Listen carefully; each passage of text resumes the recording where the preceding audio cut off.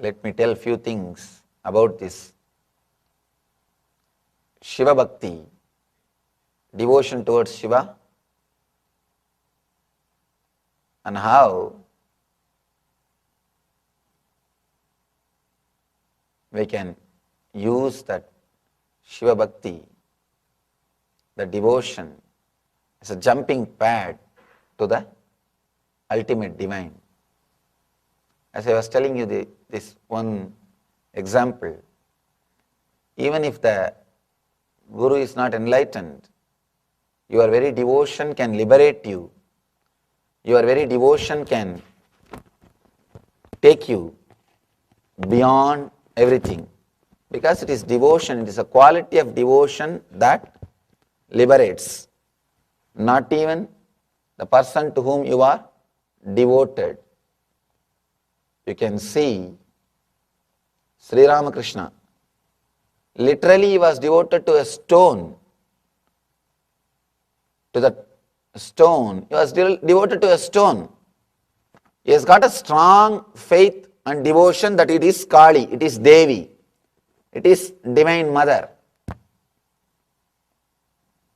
Even if it is a stone, when you are intensely devoted to it, it liberates you. He was liberated. He was completely liberated.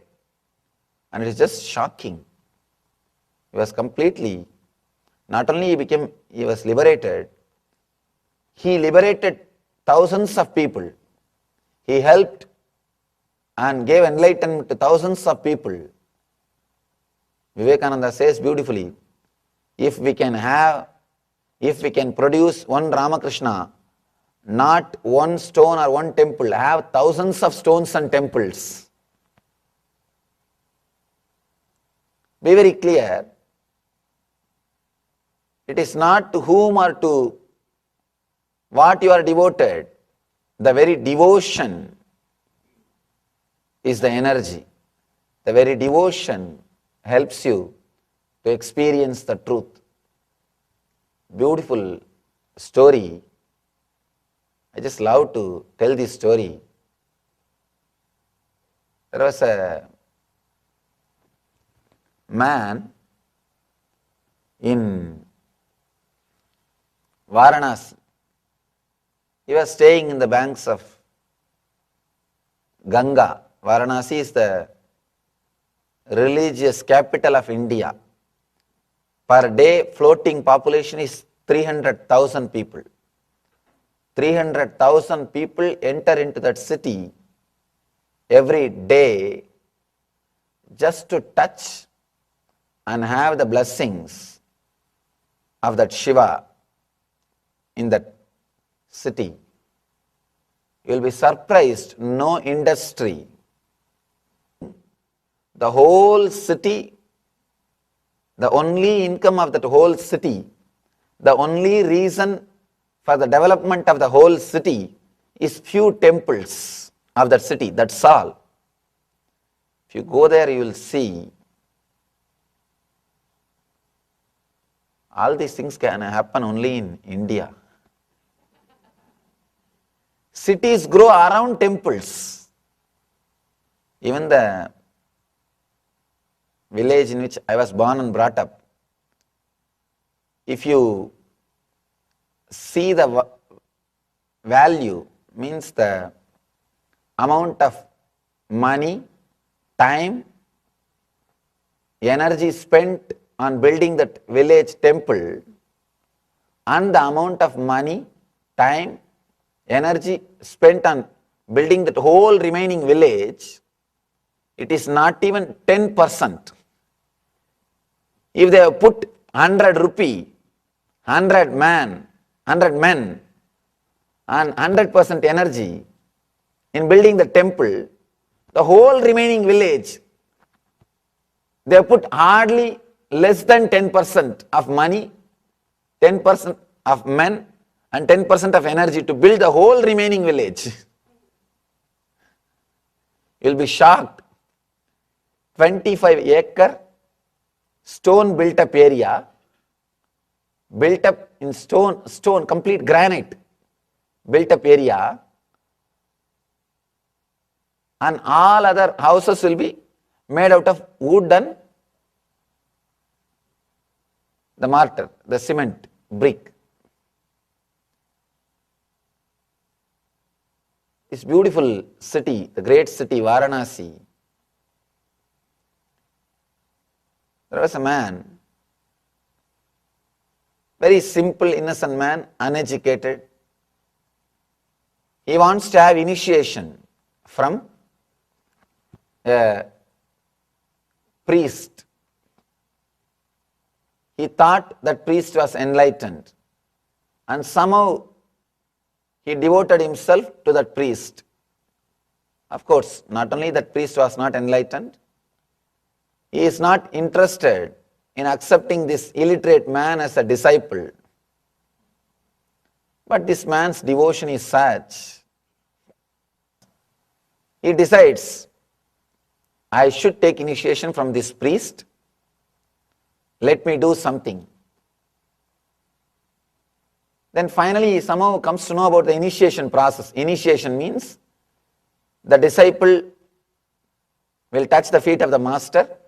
Master will put the feet on the head of the disciple and give the mantra, means the holy word, sacred word to repeat. This is the initiation. This guy thinks, if I go and lie down in the bank of Ganges, actually early morning the priest will come every day to take bath, early morning 4 o'clock, before the sunrise. If I lie down in the steps, naturally when he walks, he will put his he will put his feet on my head, because it is dark. It is dark. He will not know. He will somehow step on me. So it's a blessing. One more thing. In India there is a habit, strange habit. Even if you step, if you do some mistake, you say Ram, Ram Ram, Krishna Krishna.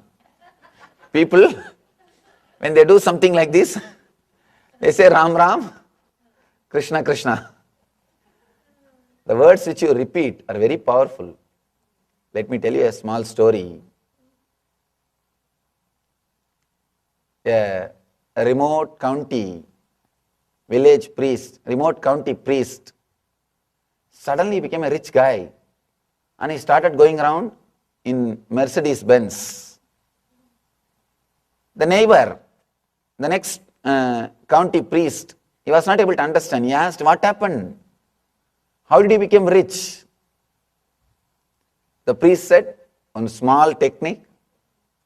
When I was giving my Sunday sessions, Sunday sermon, I was praying, standing in front of the crowd and praying. I saw suddenly the whole group was mesmerized, hypnotized. I gave one instruction, let all of you empty your packets. And they all emptied. Now I am rich. These guys said, oh, that is the technique. All right. After 1 month, the priest with Benz car, he is going around in the Benz, but the second guy did not have any luck. The priest asked, what happened? The technique did not work. Oh, don't ask about that. I was also praying. One moment, suddenly I also realized that I was just holding my rosary and praying. People were completely hypnotized. I could see their heads moving along with the rosary. If the rosary moves this side, their heads are moving this side. The rosary goes this side, the heads are turning this side. The whole congregation was hypnotized. He was about to give instruction to empty their packet. Suddenly, by mistake, the rosary fell. I shouted, shit. Still I am cleaning the church. Be very clear, the words which you use when you are unconscious shows the mental setup. So it is expected any devoted person is supposed to use the words of words related to God or sacred words, even when he is unconscious, even when he does something wrong. So this man also expected, this Ramadas also expected, his would-be guru is a great spiritual person. So naturally when he steps on him, by mistake, he will repeat Ram Ram or Krishna Krishna. He thinks, I will take that as a mantra. Very intelligent plan. He will put his feet on my head and naturally he will slip and he will say Ram or Krishna or some God's name. I will take that as a mantra. He goes to the Ganga steps. Early morning, 4 o'clock, he is lying. The same path in which the priest used to walk. Almost everything was working. But for one thing missed. The priest came, he walked in the same route and he put his feet also on the Ramdas. But because he is not enlightened as Ramdas thought, instead of saying Rama or Krishna, he shouted, oh buffalo, hey buffalo. He just shouted, fool, buffalo. First he shouted as buffalo. But this Ramdas is such a sincere person, he decides, whatever my master uttered is mantra. I'll repeat this word buffalo as my mantra. And he starts. You'll be shocked. He starts repeating that word buffalo, buffalo, buffalo, buffalo, buffalo. Continuously he is repeating. He is sitting and repeating that word. Buffalo, buffalo. Just because of his devotion, the story says, really, Devi appeared and gave darshan to him in the form of buffalo. If it is just a story, we won't believe naturally. There is an historical incident which happened. If it is just a story, we won't, it is just a story for inspiration, forget about it. But there is a history, then you will understand the power of this devotion. The next year, festival time, they were trying to bring the Devi in the procession. When they were trying to bring the Devi in the procession, the door of the main temple is 10 feet height. Devi Murti is only 3 feet height. But when they were trying to bring that Devi, it's not coming out of the door frame, it is stuck. Physically there is nothing. But actually the Devi Murti is not coming out. Something is eating. These priests are trying their best. This priest who initiated him also is trying. Initiated him in the buffalo mantra. He is also trying. The Devi is not coming out. This Ramdas, he was there in the festival. He shouts, hey, don't you see the horns of the Devi is hitting the wall? It is hitting the window, it is hitting the door frame. Just lower a little bit, then she will come out. He was able to see Devi is appearing to him in the form of buffalo. And the horns of that buffalo is hitting the door frame. That is the reason the Murti is not coming out. It's very difficult to believe logically that all these things are possible. Let me tell you one or two more incidents with this historical proof, then we may be able to understand.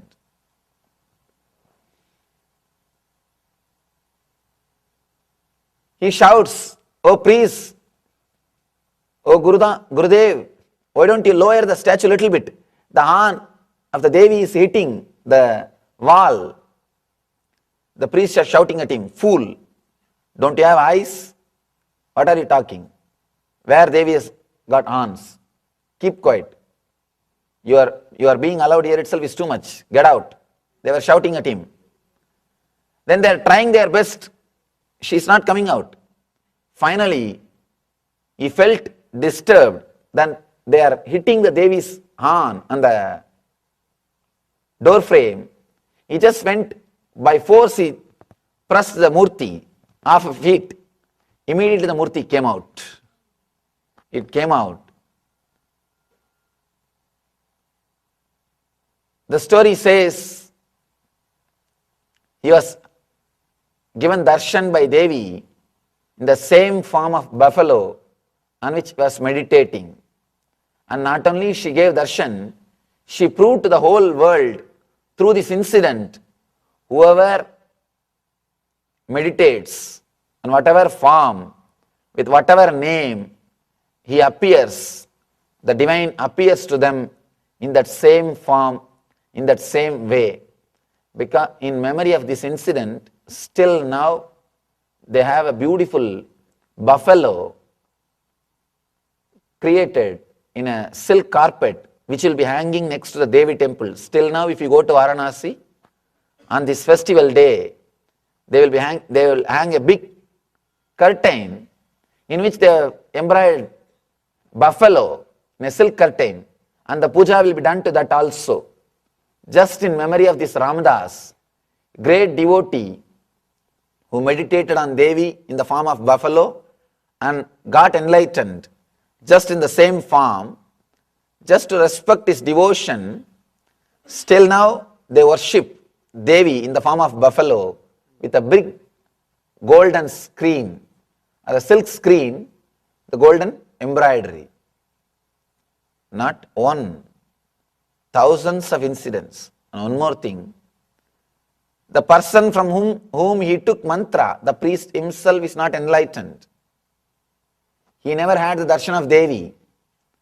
But the devotee, Ramadas, just because of his devotion, not only able to have the darshan, he is able to communicate with the ultimate.